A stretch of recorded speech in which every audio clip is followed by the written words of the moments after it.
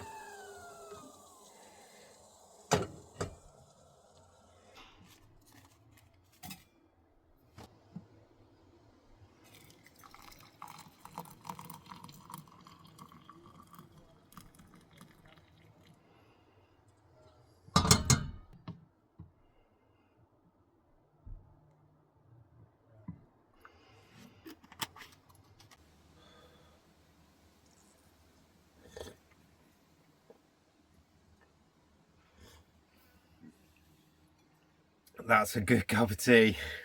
First one of the day. Need a cup of tea before going on any adventure. And today I've come to the Berwick Church. So it's in the Cuckmere Haven near the Cuckmere River. And it's in the South Downs National Park, I think, over in East Sussex.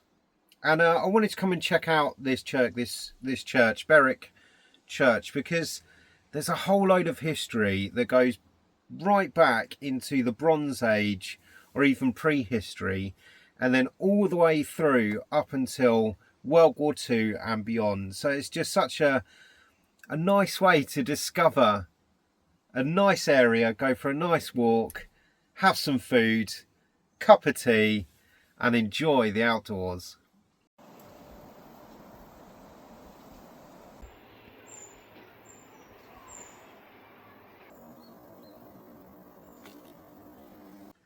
I also made myself a bit of a treat.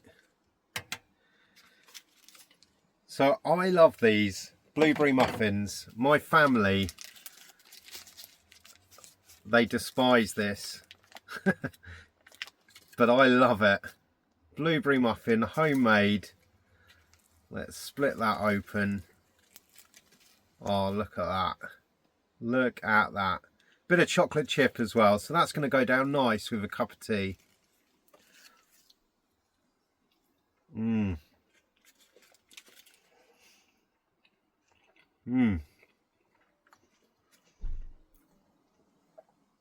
It's made with peanut butter as well, so a bit of protein just to get me ready for all that walking that I'm going to do. Mmm.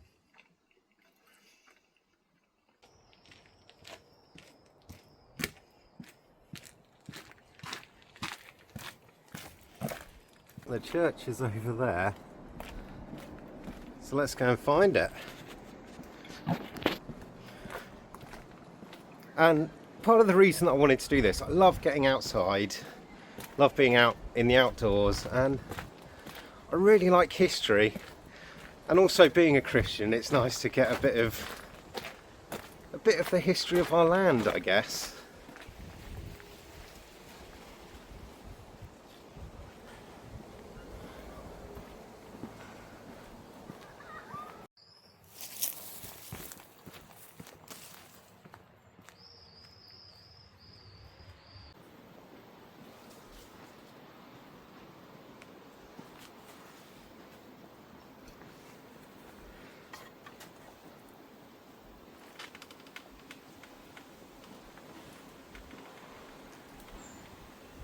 Such a peaceful day, such a nice day to get out, get a bit of history, visit somewhere new. This is new to me, and learn about the history of this building. I love that buildings have a story to tell, and this area has been important to people for thousands of years. So this ancient landscape right behind me, don't know if you can see that, but it's like a lump in the ground just in the churchyard here, and that's supposedly a Bronze Age burial mound. So let's check that out. Bit of a climb, certainly goes up, and it's been remembered. Oh, do you hear the church bells?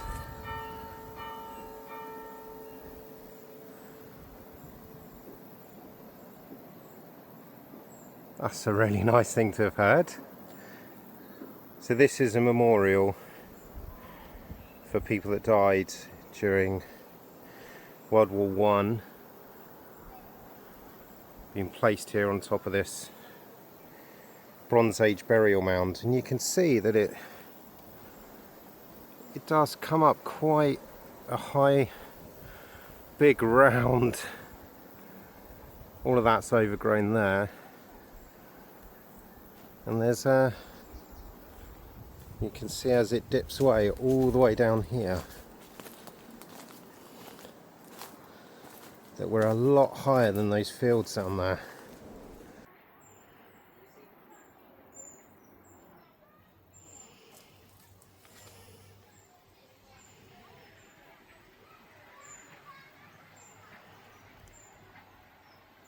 Obviously, with that Bronze Age burial mound, we've got the evidence there that people have been coming here and it's been important since that time. And then the Anglo-Saxons, they come over in about late 400s, I think, after the Romans leave Britannia. In 410, the Romans left. The people that were left here, they were getting picked on by some Viking invaders, so they asked the Anglo-Saxons to come over and protect them, and then the Anglo-Saxons stayed and they started to build things in their own way. And obviously Alfred the Great, the whole of Anglo-Saxon world become Christian and Christendom happens. So this has evidence of that Anglo-Saxon time, with the baptismal font that's going right back to that Anglo-Saxon time, over 1,000 years old. Widget into whatever shape you want. Dots work quite well, and just squash it on. You can use as much of that as you like, but just limit yourself to 6 pre-cut shapes.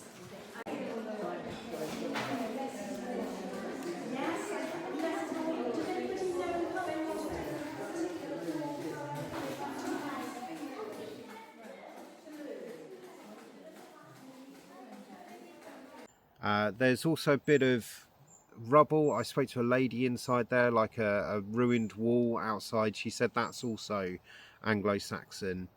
So I'm just going by what she told me. And then the Normans come in 1066. They conquer the Anglo-Saxons, defeat the English, and start to build churches in their own way. So this church was rebuilt under the Norman times in about the 12th or 13th century. And they built the nave and the chancel, and you can see by the stonework on the outside, it's sort of flint and shingle, which was very Norman in its build.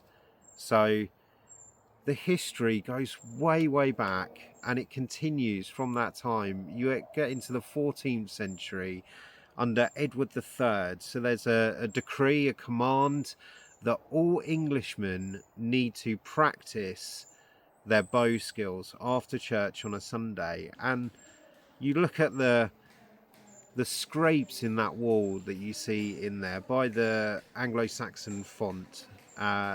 Those scrapes are those arrowhead marks from boys sitting in the service sharpening their arrows so they can practice their archery after the service has ended.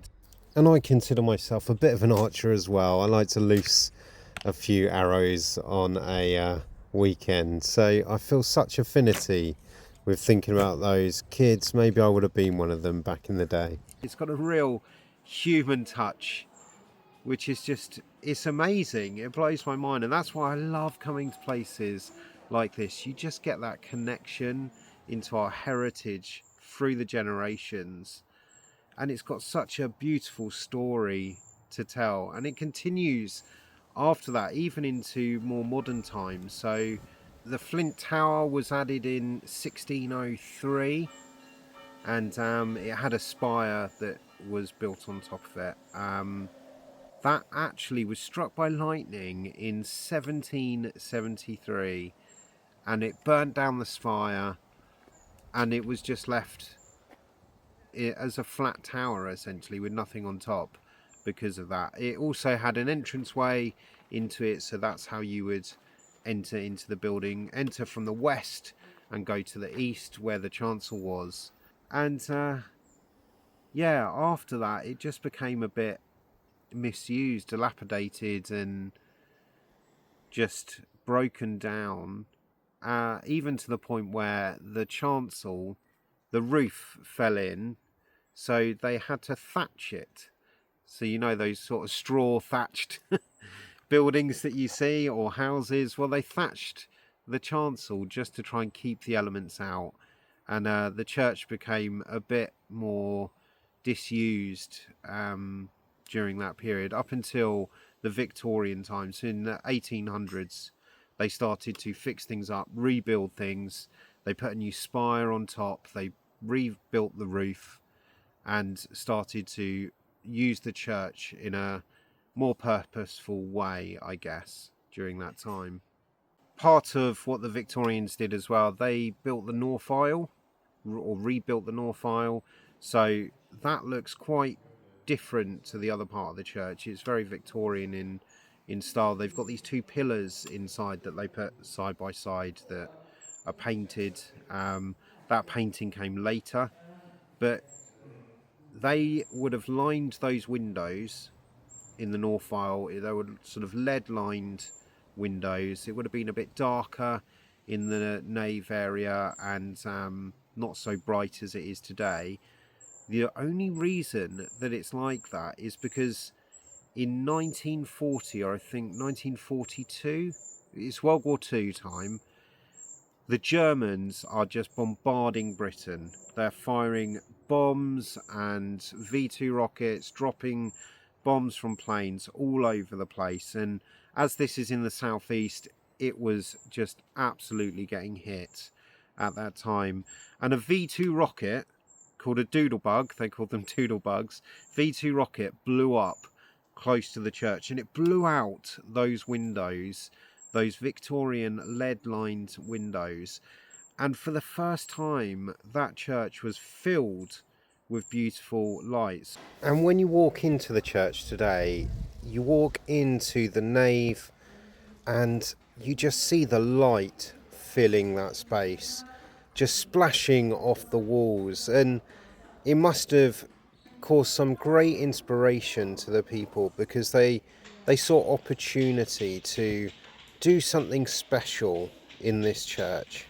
So from something so evil and dark, light sprang forth and filled that area with just a beauty that inspired the people of the area. So they commissioned a local art group, the Bloomsbury Group, I think they were called, to paint those murals that we see in there. They were painted in 1942. Just absolutely beautiful murals. There was a big conversation at the time about whether they should paint that or restore the walls back to the white that had happened after the Reformation. They went ahead with it, and they got a whole load of locals in so they could use them as the models for painting the people on the walls. And there's even some of the painters painted themselves into the pictures as well. And you see the style of them. They're very 40s, 1940s in style, and some of the clothing and things like that. But really, it just does add a bit of beauty to that, and a visual representation of people being able to connect with those stories. From the nave, you can walk up towards the chancel, and you're presented with this beautifully painted screen. It has 4 round medallion images painted on it, which are taken straight from the Bible, from Genesis chapter 8 and verse 22. They really are stunning. They face out into the nave so all the congregation can see, and then going through, you enter into the chancel. And I just think the beauty of this building, the story that it has to tell, the history that it has, and how it just sits in the heritage of this land, and it's really inspiring.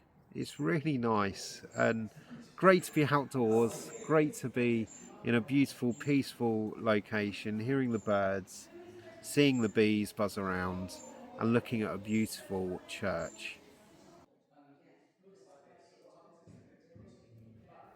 It's incredibly humbling knowing that people have worshipped in this building for thousands of years.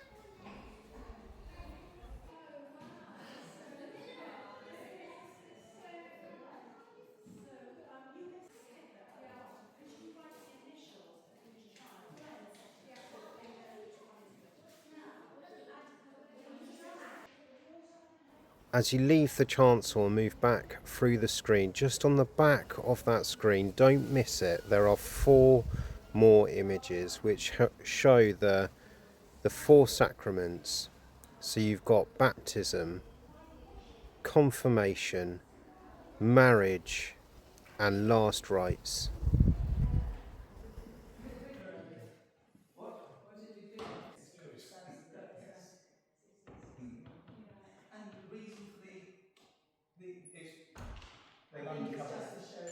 And then you get in, I think it was 1962, the pulpit where the vicar preaches from.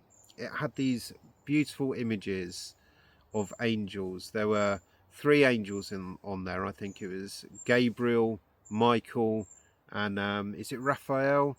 I believe they were there, painted on there, these beautiful images. And someone came in and they threw ink onto the pulpit and ruined the painting that was on there, which is why there's now this floral design that has been painted on there to cover up the stain. They couldn't clean it off, so they had to repaint it.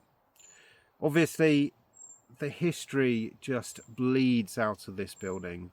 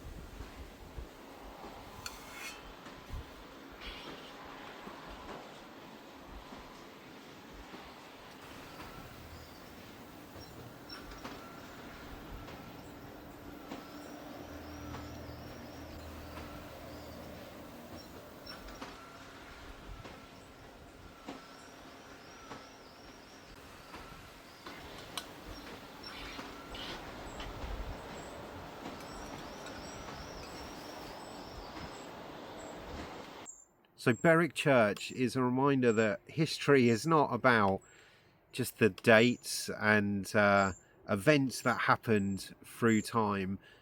It's about the people behind it. And they've got a story to tell that lingers on through time. And I hope I've been able to tell part of that story today. And it's just amazing to think that in a peaceful corner of the countryside, there's such rich heritage and rich stories to discover. It's wonderful.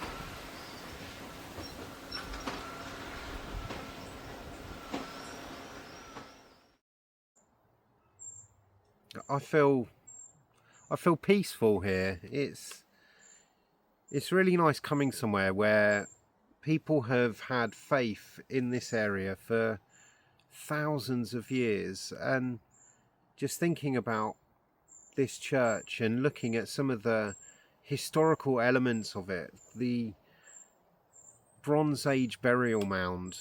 This has been a place of importance to people way back when, and you think, looking at the hillsides that are still delivering the harvest for our farmers and for us, and thinking about the harvest that happened and is continuing to happen in that building, the harvest of believers, of people of faith. And yeah, it's really been a good day. It's been nice.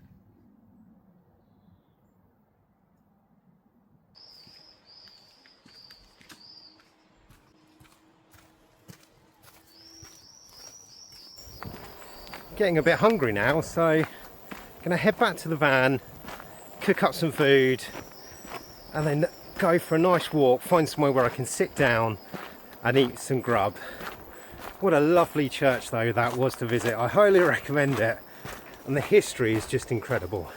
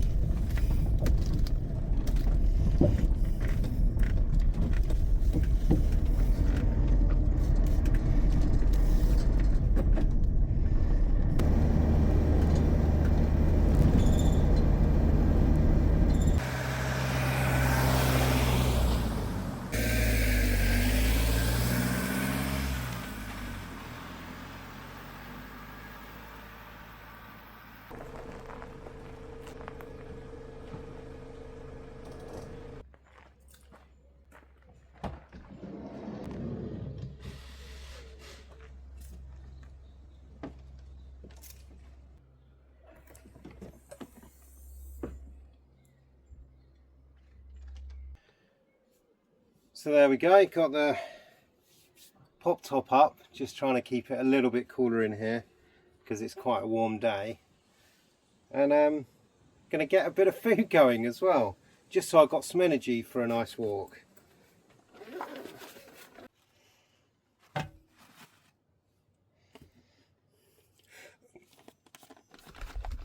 Got myself an egg.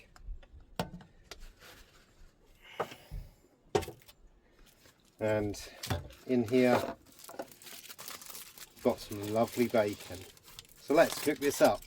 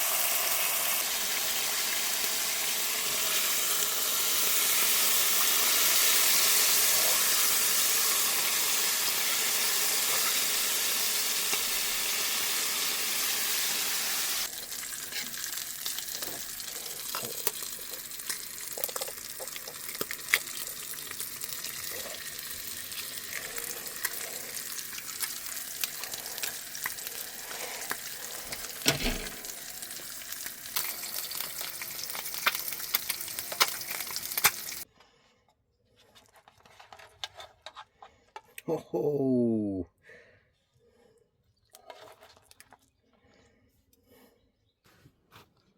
I'm going to need this.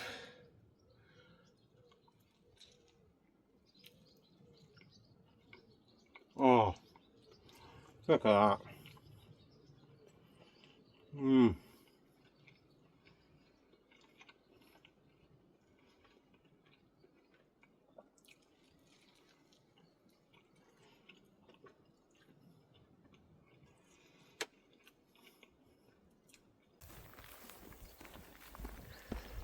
All that's left now is to go for a nice walk, spend some time in nature and find somewhere quiet where I can sit down and just read my book and just reflect on the day that I've had.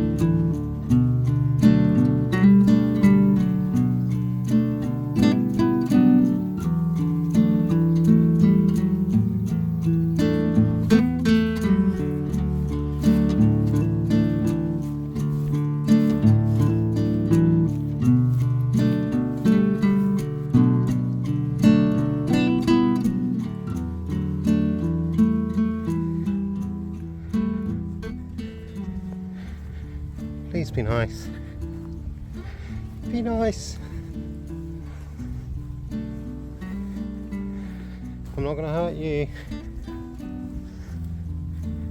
Oh, look at that little one. Beautiful. Be nice. Oh, there's some big ones with horns over there.